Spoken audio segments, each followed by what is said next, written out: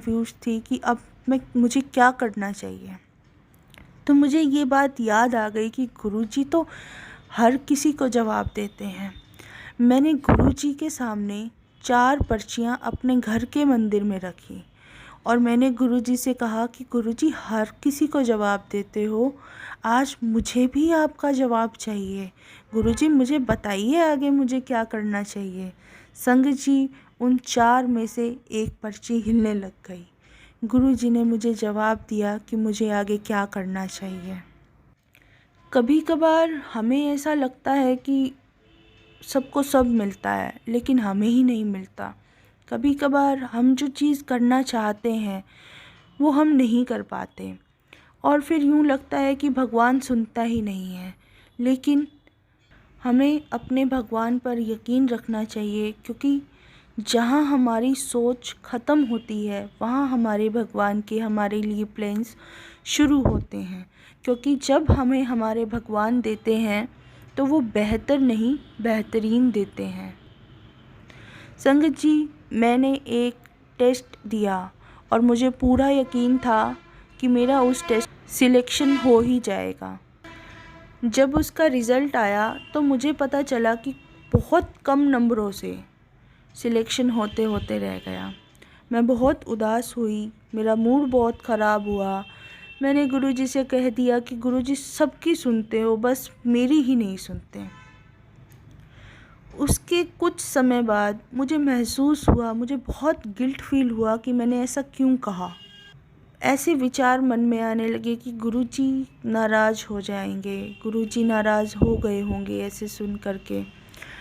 और उसी दिन हमने छतरपुर जाना था। तो मैंने मन में गुरुजी से कहा कि गुरुजी अगर आप मुझसे नाराज़ नहीं हो तो आज आपके मंदिर में मुझे आपकी ब्लेसिंग्स मिले।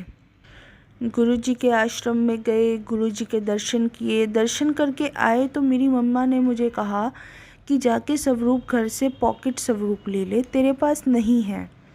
मैं पॉकेट स्वरूप लेने के लिए स्वरूप घर गई और पता चला कि स्वरूप घर बंद है।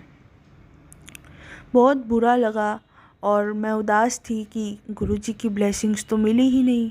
और जैसे ही गाड़ी की तरफ जा रही थी तो एक अंकल स्वरूप बांट रहे थे, पॉकेट स्वरूप, और उन्होंने बोला कि ये ग्रेटर क्लास ब्लेस स्वरूप है और मेरे पास एक ही था। तो देखिए, गुरुजी जानी जान है। गुरुजी को सब पता होता है किसके मन में क्या है, किसको कब देना है। और उस दिन मुझे बहुत खुशी हुई कि गुरुजी ने मुझे ब्लेस कर दिया। गुरुजी मुझसे नाराज़ नहीं हैं।